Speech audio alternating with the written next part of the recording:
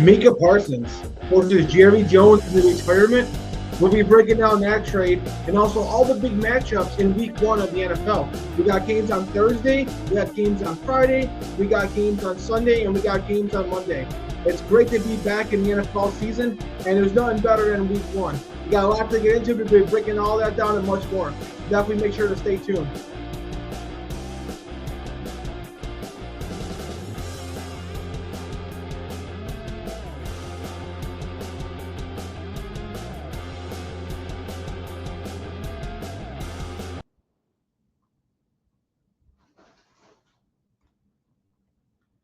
And we're back. Welcome to the Anthony Balester YouTube channel. I'm your host, Anthony Balester. We have a very, very great show this week.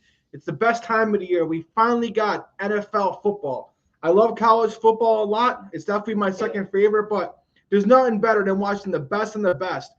There's a reason why the NFL is king.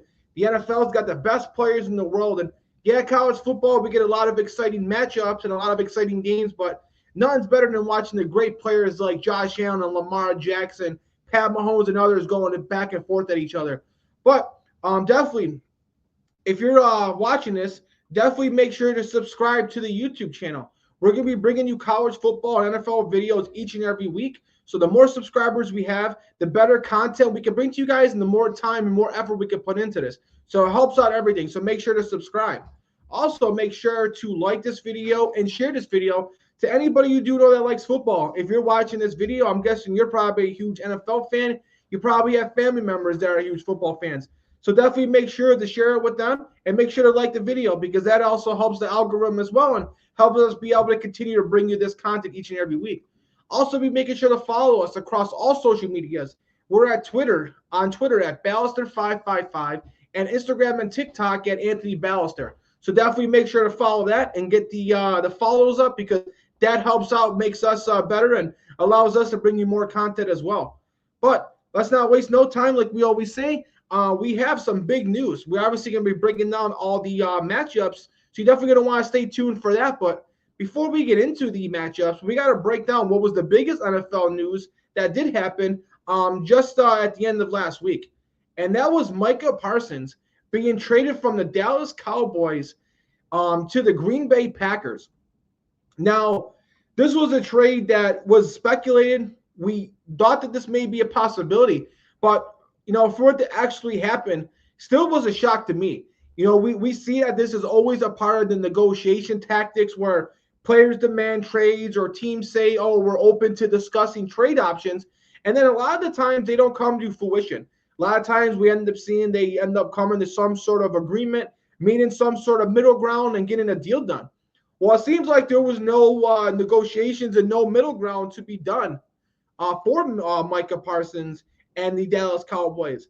And what's real surprising is we know the Dallas Cowboys and mainly Jerry Jones has a history where players go back and forth with contracts. We saw CeeDee Lamb do it. We saw Dak Prescott do it a few times. And ultimately, and Ezekiel Elliott as well, I have to mention. But ultimately, these guys always end up at the end of the day getting paid. And the Dallas Cowboys always are, able to figure out a way to get these deals done. And for them to trade away Micah Parsons, who's one of the best edge rushers in the NFL, obviously right now you probably still got to have a guy like Myles Garrett, T.J. Watt, and maybe Trey Hendrickson over him. But if you were starting a franchise and you could pick any pass rusher, you would want to pick Micah Parsons because of the age. Micah Parsons is, around 4 to 5 years younger than all three of those guys. So all those guys are in the final years of their prime where Micah Parsons is probably not even at his prime. He's probably just entering it this year. And now with him just entering his prime, it's inevitable at some point, whether if it's this season or next season, Micah Parsons is going to become the best defensive player in all of football. So to see a guy like this get traded, I know we did have a couple years ago where you had a guy like Khalil Mack get traded, but that was really a different scenario. You had a new coach coming in John Gruden, and he was just trying to acquire assets to rebuild this team. So it did make sense for him to trade Khalil Mack. And as great as Khalil Mack was, he was about a year or two older than what Micah Parsons was. And, don't disrespect the Khalil Mack. He may end up being a Hall of Famer someday.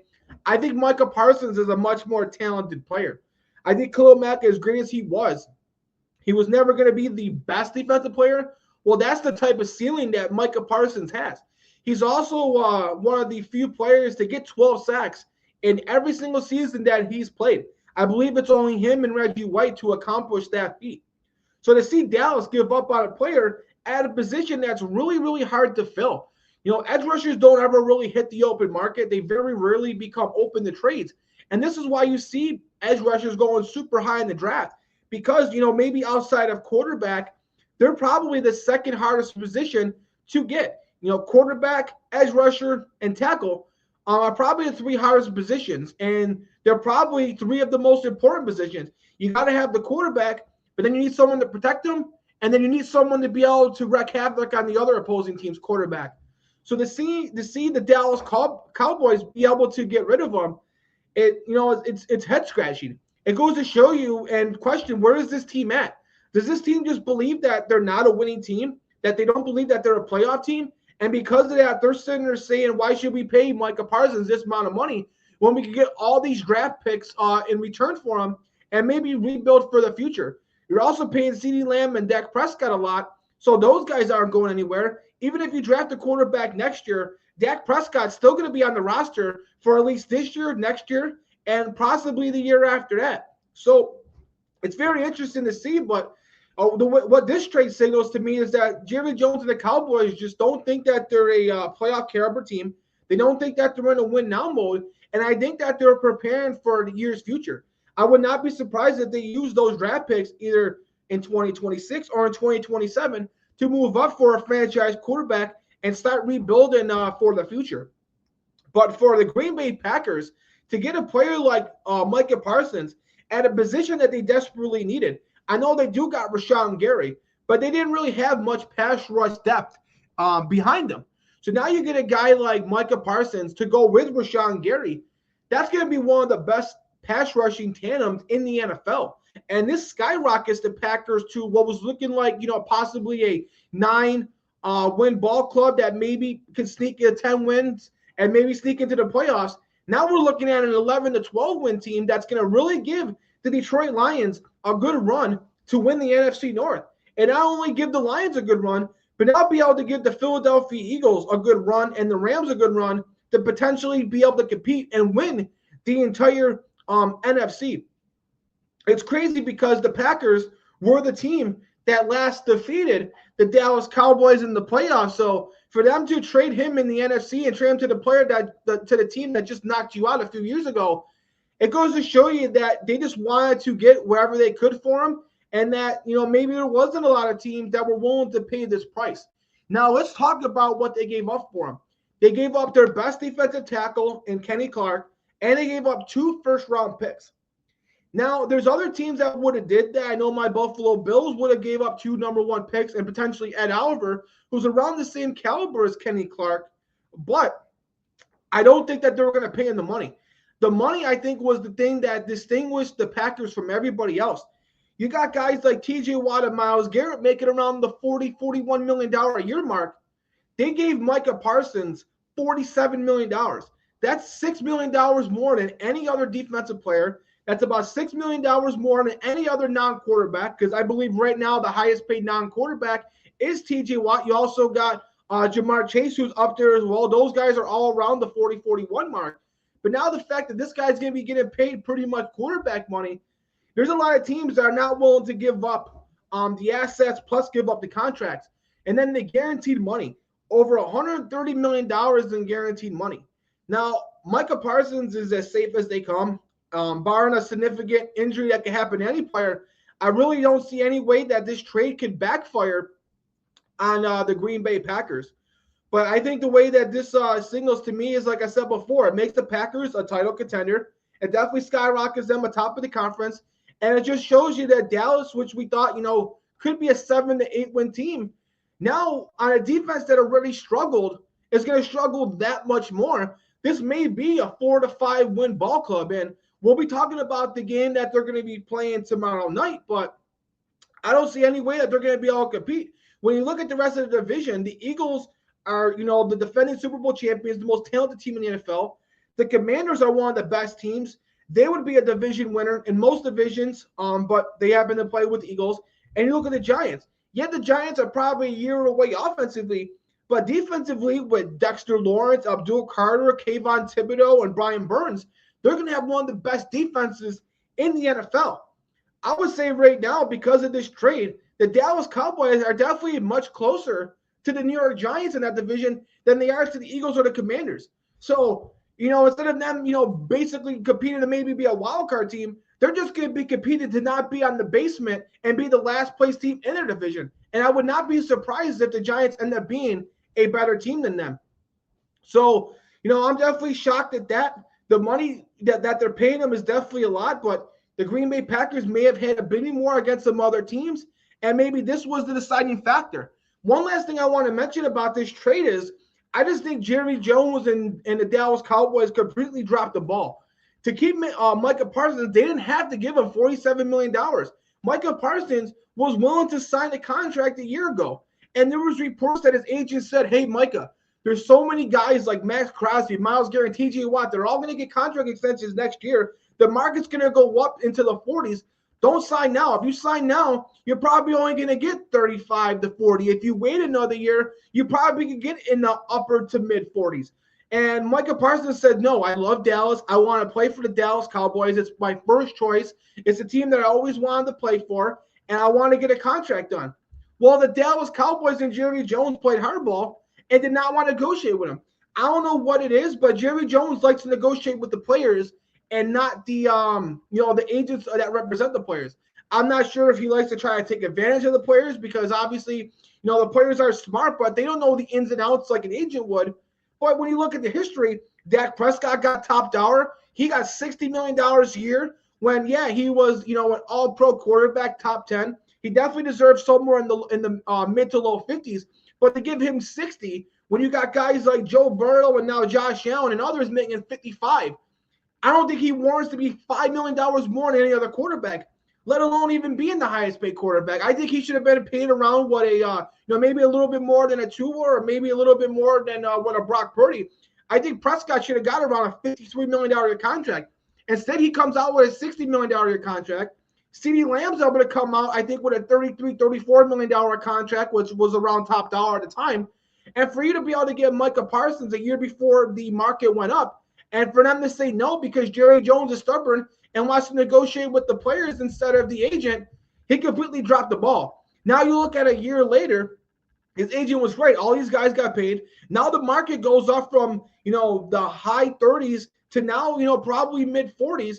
And after, because of all the hardball and all, the messed up stuff that Micah Parsons and aggravation that Micah Parsons had to go through, he was just fed up and over with. He didn't even care what they were going to be willing to pay him. He just wanted out and wanted to be done with Jerry Jones. So I think that this was a contract that probably could have got done for maybe even around $41 million. But Jerry Jones wanted to be, feed his ego and wanted to not negotiate, with Parsons the way he should have. To get a player that great that wants to play for you. I think that this is something that backfired, and Jerry Jones is the only one to blame on this. Now with them having to go into a rebuild, who knows what the future is for the Dallas Cowboys. We know what the future is for the Packers. They're going to be an NFC contender for the next 3 to 5 years. As long as Jordan Love continues to make the progression that he does and continues to play good football. Now they got those receivers. They got the running back. They got the offensive line. Maybe, corners and safeties. Safeties are good for them, but corners, they're a little, young and weak there. If they could get some good corners in the next couple of years, this is a team that's not going to really have many weaknesses. On the other end, Dallas seems like it's going to be a long couple of years for Dallas Cowboys fans. And I guess one thing we have to look at is if, you hate Dallas and you don't like the Dallas Cowboys, I guess you don't have to worry about Dallas Cowboys fans saying Super Bowl this year because with that roster they have and that defense they have, they're not going to have any shot. They'd be lucky to, be a third-place team in the division. So, for a team that likes and for fans that like to, constantly say, oh, Super Bowl here, Super Bowl there, we probably won't even be hearing them say playoffs for the next couple of years. But now we're going to move on to the on-the-field stuff. We're going to be breaking down each and every game now that we have this weekend, starting with the Dallas Cowboys going on the road in Thursday Night Football, the season opener, against the defending Super Bowl champions, the Philadelphia Eagles. The Philadelphia Eagles are a 7.5-point favorite. And I know the line is moving up a little bit, but at the time of that we're recording this, that's the line according to ESPN. As far as I'm concerned, I don't care if that line goes up another point. I'm still gonna ride the Philadelphia Eagles. They're gonna have so much momentum. They're gonna be revealing the banner, defending Super Bowl champions. Obviously, you could say Super Bowl hangover, but this team is just way too talented and way too skilled on both sides of the ball. Yeah, they got to replace a safety and a corner and, an offensive lineman potentially here or there, but this team is going to really have no drop-off. You still got one of the best rosters in the NFL, and I just don't see how the Dallas Cowboys is going to be able to compete. I think offensively with Dak Prescott and CeeDee Lamb, and now they got George Pickens, their offense is probably going to make some good plays, against some of those young secondary. I know the Philadelphia Eagles are going to be starting a new guy in Keelan Ringo, but he's been in the system for a couple of years, and they have high expectations for him. I know they also got to replace Garner Johnson, but I think Sidney Brown is a very talented guy as well. I know they got to replace some edge rushers as well, like Josh Sweat, but I think Nolan Smith and Jackson Hunt's going to play pretty well. They still got Jalen Carter, one of the best defensive linemen. So I think that defense, yeah, they'll give up a few plays here and there just because how great Dak Prescott, CeeDee Lamb, and George Pickens is. But they're not going to be able to put up the same amount of points that this Philadelphia Eagles team with the best offensive line in football, the best running back in the NFL with Saquon Barkley, A.J. Brown, Devontae Smith, and Jalen Hurts, they're going to absolutely destroy and wreak havoc on this defense. I know the Cowboys do bring in Kenny Clark. They did struggle at stopping the run. Maybe that helps out a little bit, but still at the end of the day, you're not going to have an elite enough pass rush to be able to get to Jalen Hurts. And when you're going up against Jordan Mailata and Lane Johnson, how are you going to be able to get to the quarterback? So I think that this is the easy pick. I think the Philadelphia Eagles are going to win and cover. Now let's go into the Friday night matchup. We got some Friday night football, and maybe one of the few times that we see this. We won't see it too often, but Friday night football in Brazil on YouTube for free for everybody to watch. We got the Kansas City Chiefs going up against the Los Angeles Chargers. Now, this is going to be a very interesting matchup. I do think actually that the Chiefs are the favorite. I think that may be a misprint. I think that the Chiefs are the ones that are the 3.5. So let me change that a little bit. But either way, this is going to be a very intriguing matchup for both sides. We obviously get to see the second year of Jim Harbaugh, and we know with Jim Harbaugh, his teams are always better the second year than they are the first. Obviously, he's always good the first year, but typically he's usually even better the second year. We know he's always going to have a decent offensive line, and we know he's always going to have a good running game. Now, when you look at the Chargers this year, yeah, they don't have J.K. Dobbins. There we go. Okay, there we go. You see, the Chiefs are the 3.5 favorite. Sorry for that misprint. No, we're not perfect here, but the Chiefs are a 3.5 point favorite on Friday night. But as I was saying before, the Chargers now, you got Najee Harris, who's finally back after his off-field injury. I think it may have something to do with some fireworks. I could be mistaken, and then they have Omari Hampton, the star rookie from North Carolina. That's going to be a great running attack. But what's going to hurt the Chargers is losing Rashawn Slater, one of the best left tackles in football. I know they're going to be moving Joe Alt from the right side tackle to the left tackle. And then they're going to have, I think it's Pimpkins, who's going to come in to the right tackle. But now that puts a need, maybe not a left tackle, but now your right tackle is going to be the big need. And in today's NFL, right tackles and left tackles are almost equally as important. Yeah, the left tackle blocking for the blind side is still slightly more important, but right tackles, as we've seen with the Philadelphia Eagles, Lane Johnson is very, very important. And the Chargers may have a need and a weakness at the right tackle position.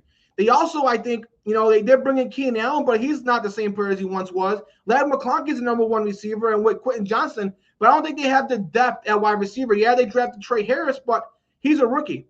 I also think they have a need at tight end, but with this being a division game, the Chargers last year played the Chiefs really close. The Chiefs won't have Rashee Rice. So that's obviously a huge loss. He will be suspended for the first 6 games, but you still have Hollywood Brown. You still have Xavier Worthy. You still got Travis Kelce, and you still got Isaiah Pacheco in the backfield. I do think drafting Josh Simmons, who was one of the top tackles in college football. Also bringing in Jalen Moore to be a swing tackle in case of injuries. I think the tackle position is going to be much better. So I expect the Chiefs to have a much better offensive line. I expect that their passing game, especially when Rashee Rice comes back, will be much better. In this game, I still think that their passing attack will be much better than it was last year because Hollywood Brown's healthy, because Xavier Worthy's now in his second year. I expect him to be a breakout player for them. So, and with Travis Kelce losing weight and being in better shape, I expect the passing game to be much better even without Rashee Rice in this game. I do think that the defense, they did lose some safeties, some defensive tackles in free agency. I expect their defense to be slightly downgraded, but still be great. Maybe not a top 5, top 3 defense, but definitely most certainly a top 10 defense. So we have two teams with two of the better quarterbacks. I think Justin Herbert, the jury's still out on what he could do in the postseason. I think that's what separates him from the Allens, Burrows, Mahomes, and Lamar Jacksons. But he's still a top 10 quarterback. You got Mahomes who, pick your poison on any of those top 4 quarterbacks. He's one of those top 4 guys, whether you got him at 1, 2, 3, or 4. He's one of those guys that on any given Sunday could be the best player in football. I think that we look at a low-scoring kind of defensive game. But I just think with Patrick Mahomes, Andy Reid coaching them, with the running attack, with the better improvement in the offensive line, and with the improvement now in the wide receivers, I just think the Chiefs, with a chip on their shoulder after everybody counted them out, I think they're going to be very, pissed off. I expect the Chiefs to go out there and win this game. Now, in terms of covering the points, we know last year they weren't a team that likes to cover. But with this game being a neutral site game, not having to go on the road, also the fact that the Chiefs, it's only a 3.5-point favorites, so it's not like they have to score, beat them by a touchdown. They can beat them by 4 and still cover. I know I could be taking a risk here, but I'm going to go with the Chiefs to win this game and cover. Now let's go to what's going to be some Sunday football, where we're going to be having a bunch of great games. And we got to start off with, in my opinion, the best game of the 1 o'clock window, and that's Aaron Rodgers and the Pittsburgh Steelers, a 2.5-point favorite on the road to Aaron Rodgers' old team, the New York Jets. Not only is Aaron Rodgers playing his old team, but Justin Fields is going to be playing his former team as well. So we got two quarterbacks that are pretty much swap teams going up against each other. I'm going to go with the Pittsburgh Steelers to win this game and cover. I just think the Pittsburgh Steelers roster is too much more talented. Both these teams are going to have very talented defenses, but I just think the Steelers are better across the board.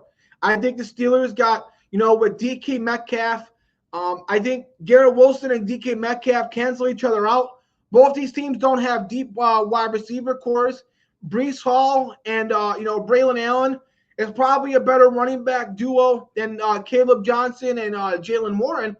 But I think the Steelers, now with the injury that we've heard about today with Vera Tucker, I think the Steelers are going to have probably just as good as offensive line.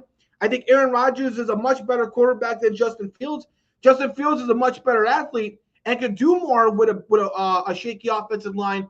But I think with behind the Pittsburgh Steelers offensive line with their system, with DK Metcalf, with the two good tight ends they're going to have, with Fairmouth, and also Juwann Smith, I think Aaron Rodgers is going to have the much better game, and he's just a much better quarterback.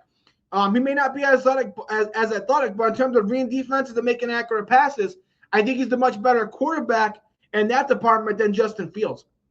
Defensively, I mean, the Jets do have a great defense, but with losing DJ Reed, I think they may have a weakness in depth at corner. Sauce Gardner's one of the top guys in the game, but they may have a weakness at other positions for that number 2, number 3 cornerback spot, and we may have to see what they're going to be at safety.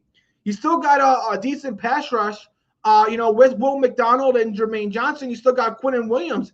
But then when you look at the Steelers defense, TJ Watt, Alex Highsmith, Cam Hayward, I would take that over what the Jets have. And you look at the corners, the Pittsburgh Steelers are going to have one of the best cornerback groups in the NFL.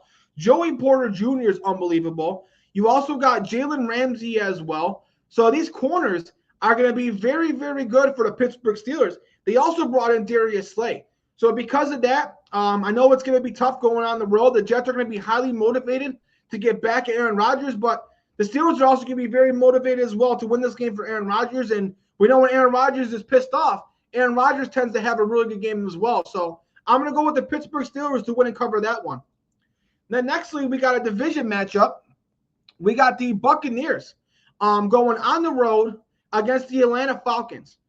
I'm going to go with the Buccaneers to win and cover in this one. The point spread's fairly low. If the point spread was probably closer to 4 or 5, I probably would, pick the Buccaneers no cover. But if this game stays under, 4 points or less, like I said, if it goes up to 4.5 to 5, I'll go Buccaneers no cover. But right now, as it stands, if it's 4 or under, according to what ESPN has today, they're a 2.5-point favorite on the road. I'm going to go with the Buccaneers.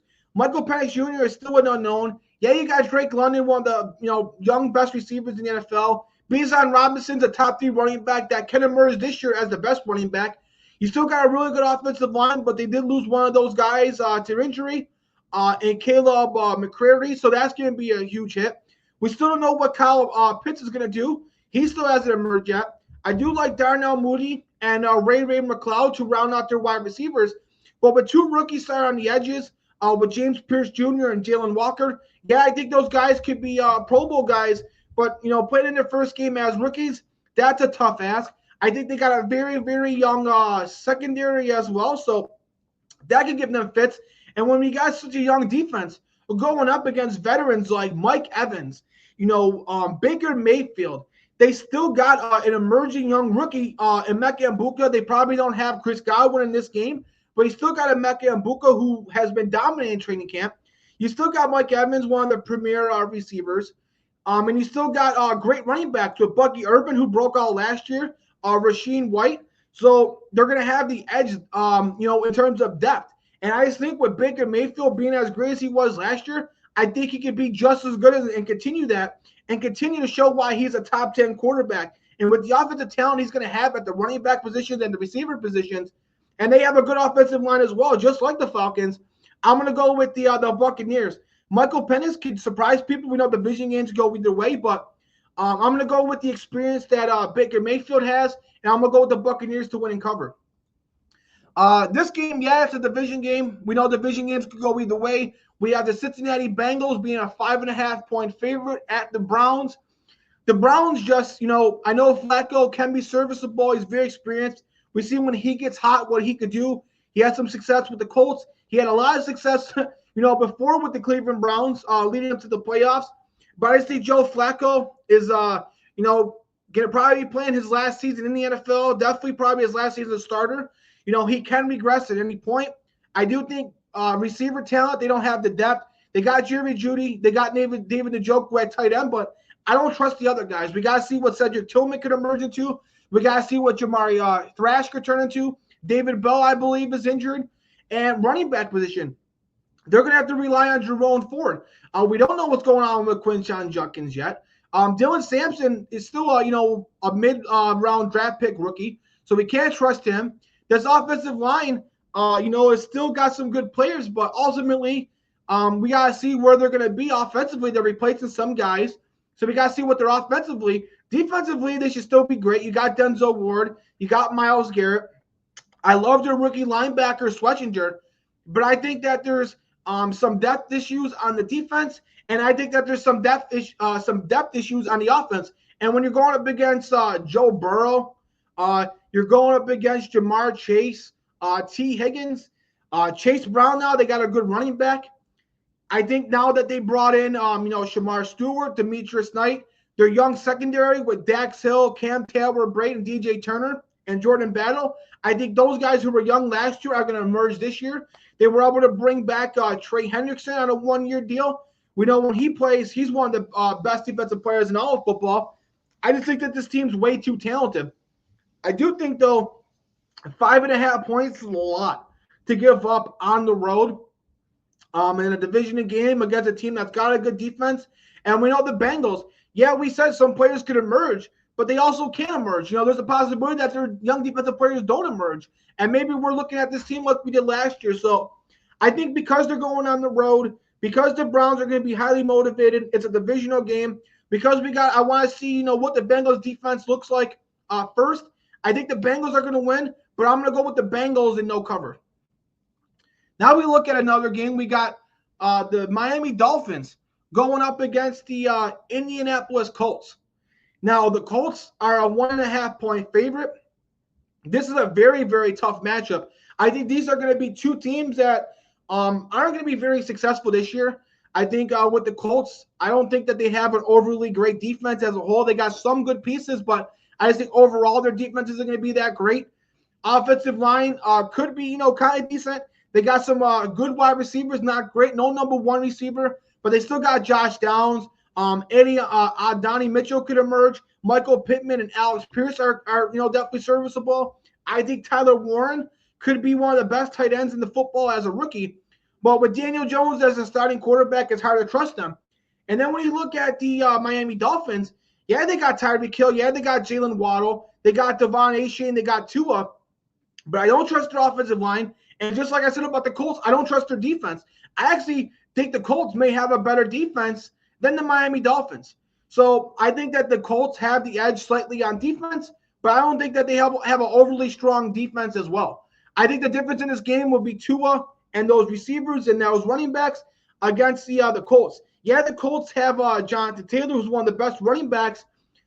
Daniel Jones is an athletic quarterback that could, make some good plays as well. I just think Miami, with all the stuff that people have said about them, I don't think they're going to have a good season, but I think that this could be a game that they can win. So I think because you got Tua versus Daniel Jones, I'm going to trust Tua in this matchup. We're still in September. Colts play, I think, in a dome, I believe. So we don't have to worry about Miami being hurt by that. So I think it's going to be a long season for both these teams, but I'm going to go with the Miami Dolphins to win this game. Then we got the Raiders. We got the Pete Carroll era starting with the Raiders against the Mike Vrabel era starting with the New England Patriots. The New England Patriots are the home team. They're a 2.5-point favorite. The Raiders, now they have a better quarterback than what they had last year with Geno Smith. They obviously got Ashton Genty, who could be one of the best running backs in football as a rookie. I think, when you look at the Raiders wide receivers, they have Brock Bowers, the best tight end, but in terms of just receivers, they're going to probably have the worst receiving core in football. Jacoby Myers is better suited as a number two. They're going to be starting a rookie potentially in Deontay Dorton. I think that their defense outside of Max Crosby, I know they brought in some other players. Tyree Wilson could emerge. They got Malcolm Coots coming back from injury. I don't trust the Raiders' defense this year, and I just don't trust their wide receivers. And when you look at the Patriots, they now have Stephon Diggs. They still got these young guys like Demario Douglas, Kyle Williams. They're going to have a much better offensive line. They pretty much went on a free agency and signed an elite player at every single position and every level of football. They got Spillane at running back. They got Milton Williams at the defensive tackle position. They still got Christian Gonzalez, one of the best corners, and they're the home team. I think the Raiders could be a much improved team, but they're not going to be as improved as the Patriots are. So I think Drake May could have a huge breakout year. I've been saying it for the last year or two that Drake May, with his size, strength, and mobility, he has Josh Allen potential. Now, there's been a lot of quarterbacks that have had Josh Allen potential that haven't became Josh Allen, but I think Drake May has a good chance to potentially do that. And now having Stephon Diggs, I think that's going to help. They're going to have a really good defense. And we know Mike Vrabel's teams always play much better than what they are on paper. Now they got a talented roster potentially on paper, and you got Mike Vrabel coaching them. So also with them being the home team, I'm going to go with the Patriots to win and cover. This is an easy game to pick. We got the Arizona Cardinals, a 6.5-point favorite against the New Orleans Saints. I know they're going on the road, but I just think the Saints, along with potentially the Tennessee Titans, are probably going to be the two worst teams in the NFL. I think the Saints probably will be the worst team in the NFL. They do got some good players on defense with obviously Brian Breesy. You still got DeMario Davis. You still got Cam Jordan and others. I like Pete Warner as well. But at the end of the day, they're not going to be good enough on offense. Yeah, Chris Olave could be a number one receiver if he had a better quarterback. But when you're starting Spencer Rattler at quarterback, you're not going to be able to win many games. And I like Spencer Rattler. I think he's a really good backup quarterback. But to be a starting quarterback in the NFL heading into week one, that's the worst quarterback situation in the NFL. And the only other option than him is a second-round draft pick. So because of that, I think the Cardinals with Kyler Murray, we know at the beginning of the season that when he's healthy, He could be, one of the most dynamic quarterbacks with his dual threat ability. He's also super athletic and a super accurate passer as well. Marvin Harrison this year is going to emerge as a true number one receiver. You got one of the best tight ends in football in Trey McBride.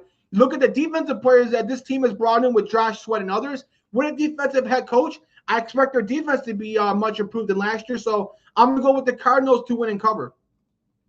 Now, this is a game that, a lot of people may say is easy to pick, but I may say something different. We got the New York Giants going on the road to the Washington Commanders. Now, the Commanders now are a 6.5-point favorite as the home team. We know with Deebo Samuel and Terry McLaurin, now this team has multiple number one receivers instead of just one. We know they got a young running back emerging. That's why they traded Brian Robinson Jr. Their offensive line is going to be improved.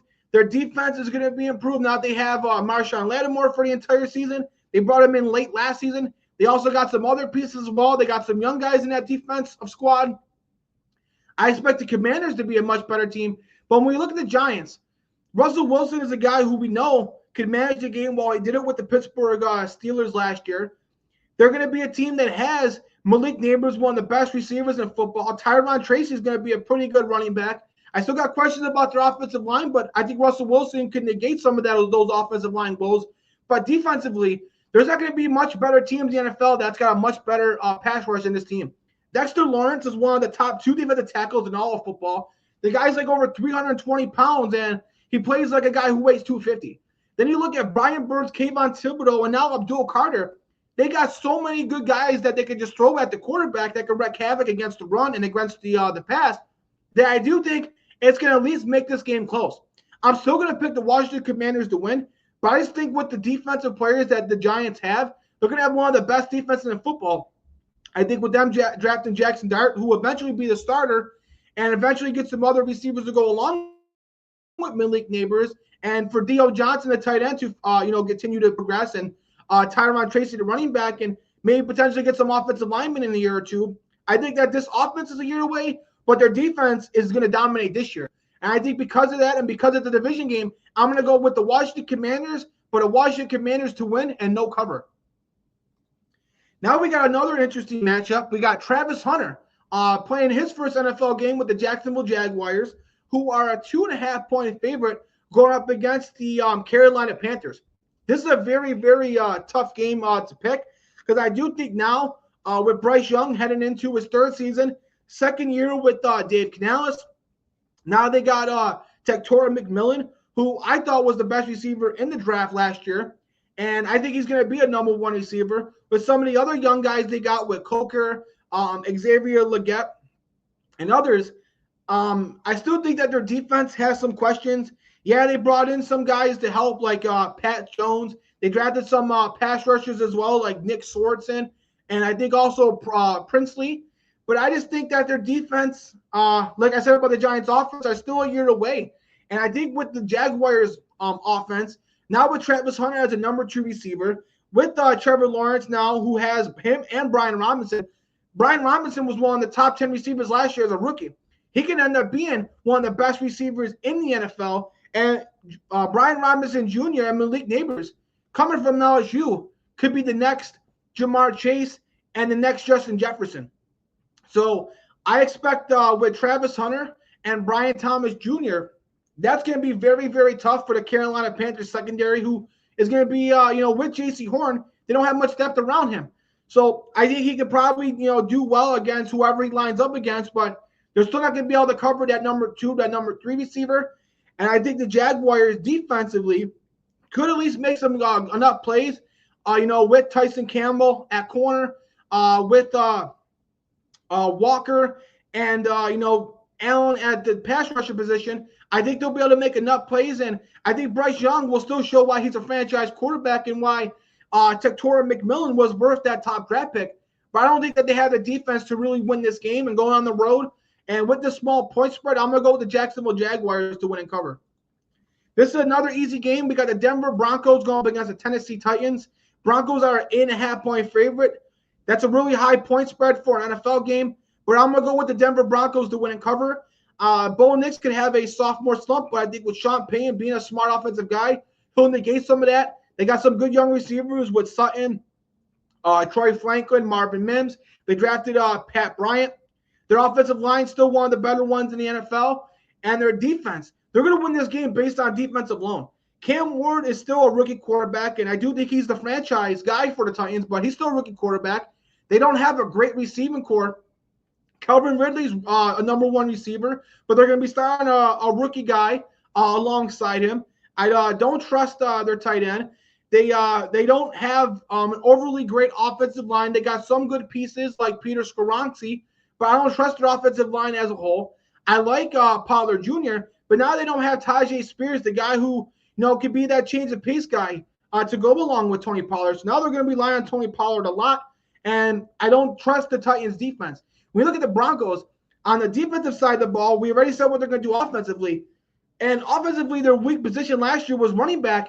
They got J.K. Dobbins now, and they got R.J. Harvey. So now their running back position is going to be a strength. The defense, which was already one of the best defenses in the league, you bring in Hulafonga, you bring in Drew Greenlaw, you draft Jahan Barron. There's no way this defense is going to have a drop-off now. To go along with Nick Benito, one of the top pass rushers, Zach Allen, one of the top defensive tackles, this defense could win this game and cover the point spread alone. And then you look at the offensive game with Bo Nix and Sean Payton coaching them. I think that this is an easy pick. So Cam Ward's the franchise guy, but he's going to have his growing pains with kind of a weak offense around him. So I expect the Broncos to win and cover.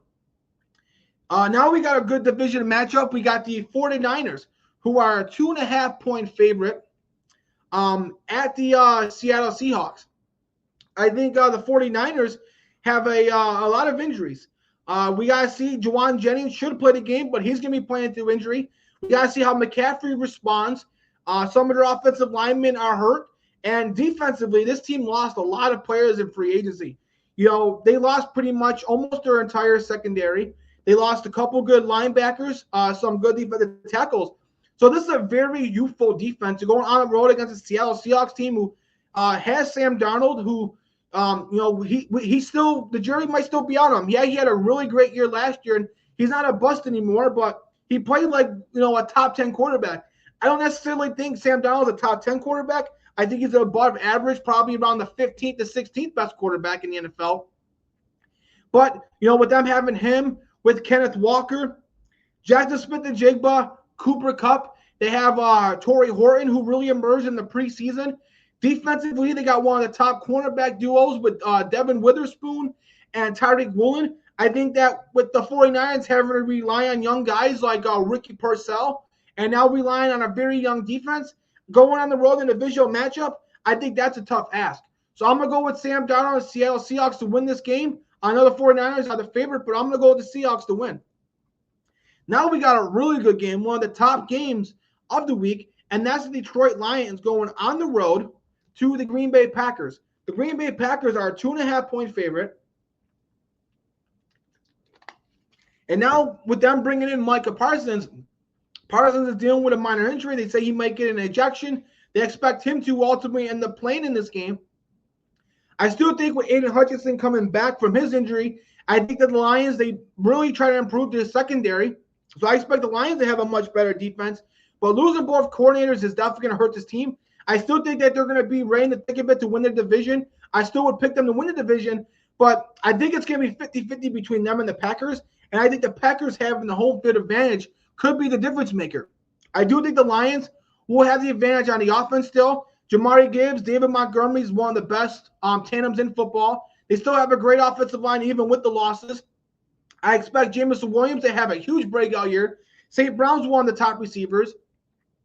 Isaac Tesla, their rookie receiver, really emerged in the preseason, so I expect him to contribute. You still got Sam Laporta, who's a great tight end.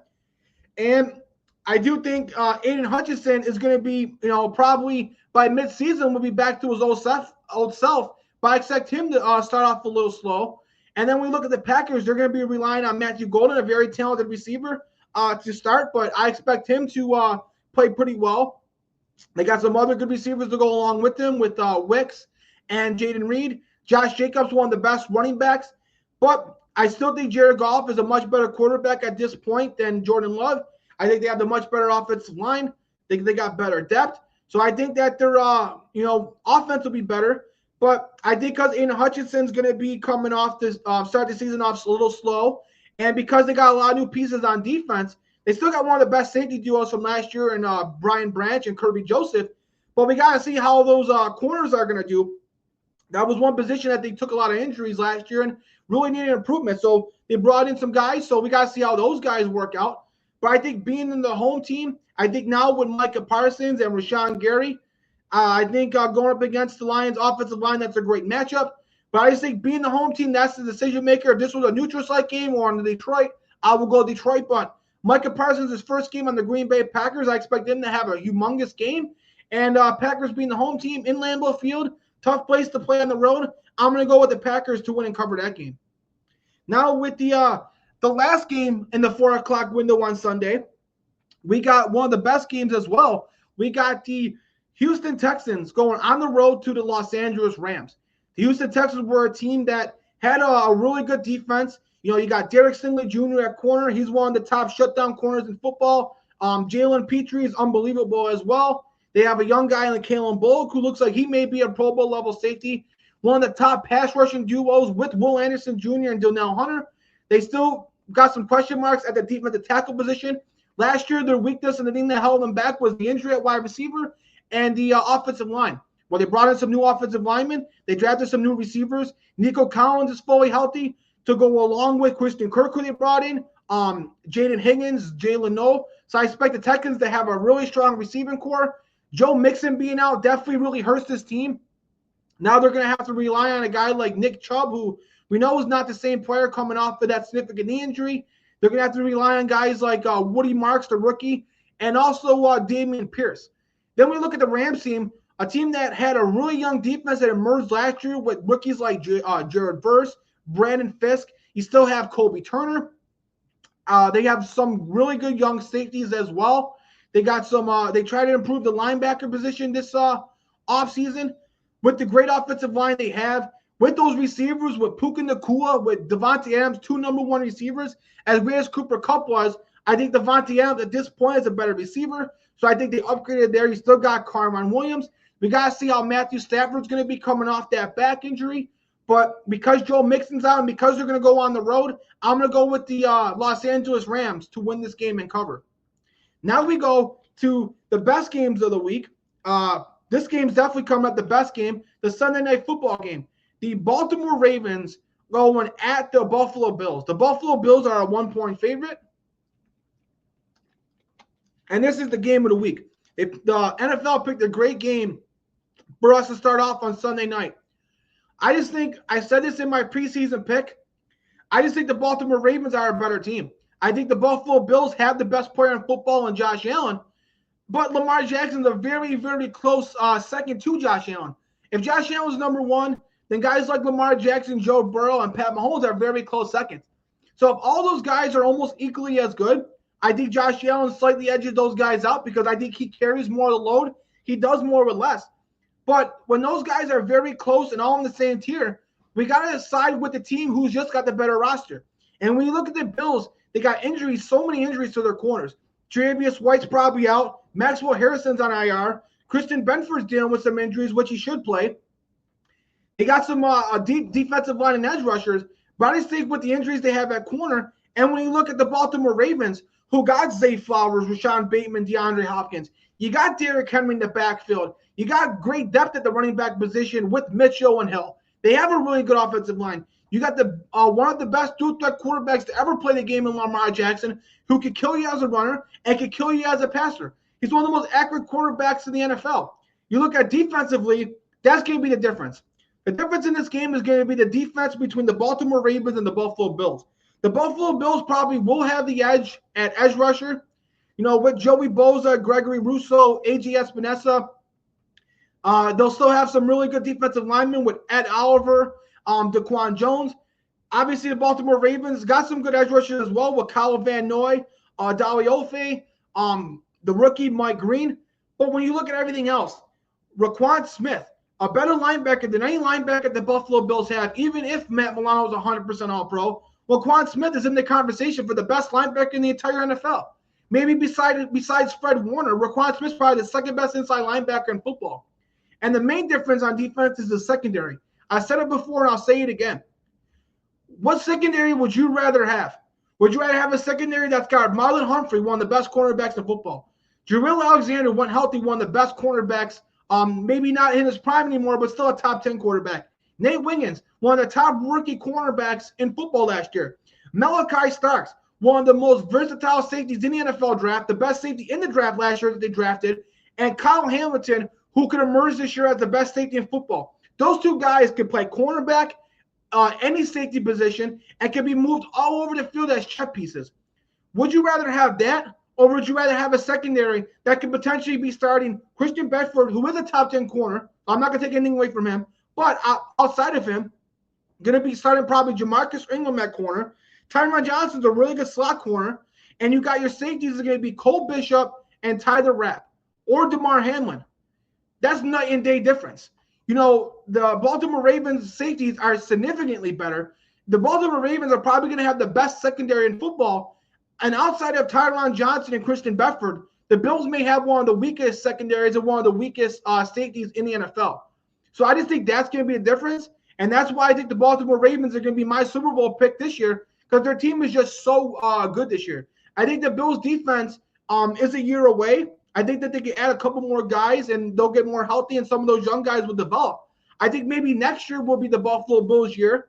But I think this year with the team that they have offensively and defensively with Derrick Henry, Lamar Jackson, I go on and I'll go on all day with the talent that this Baltimore Ravens has. I know that they're going on the road. That's why the Buffalo Bills are probably the favorite. We know when you have Josh Allen at quarterback, with guys like Keon Coleman, who should emerge this year, with Khalil Shakir, with one of the best offensive lines, James Cook in the backfield, you always got to give them a chance playing in the final season opener in the Buffalo Bills Stadium before they get the new stadium next year. I just think the Baltimore Ravens, you know, along with the Philadelphia Eagles, are the most talented team in the NFL, and I expect the Baltimore Ravens to win this game. Now we go to the final matchup of the week. We got Monday Night Football. We got the J.J. McCarthy era starting, and the Minnesota Vikings going on the road to the Chicago Bears. I was very surprised at this point spread. The Minnesota Vikings are while we're recording this, are a 1.5-point favorite against the Bears.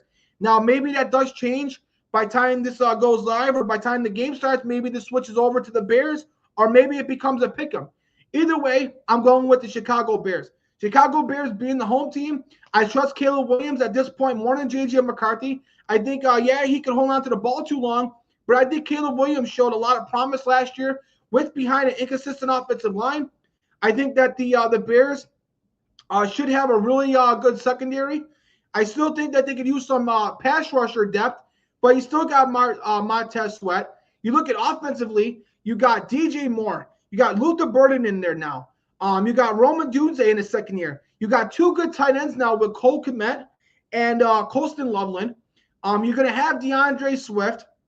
And we know with Ben Johnson, he's always going to have a great running game. And you got one of the smartest guys coaching these guys like Caleb Williams, Roman Dunze.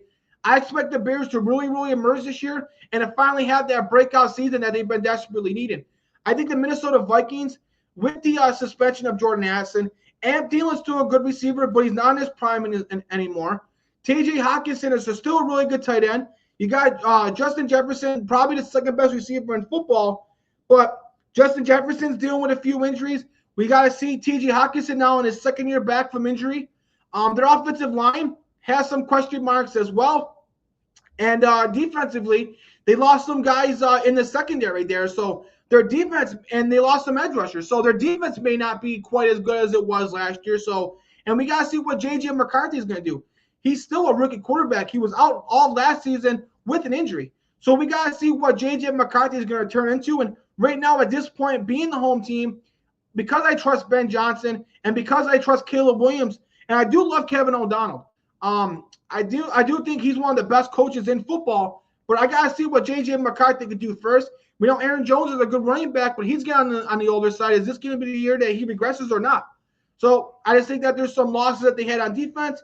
They're replacing Sam Darnold at quarterback. So right now, going on the road, I can't trust the Minnesota Vikings. So what if they were the favorite or not? I'm going to go with Chicago Bears to win the game on Monday night. But that pretty much does it for this episode. Make sure you stay tuned for next week We're going to be recapping all the big games and all the big news that happened in week 1 on the field and off the field. We're also going to be breaking down and previewing all the games from week 2. Each week, we're going to be talking about each and every game.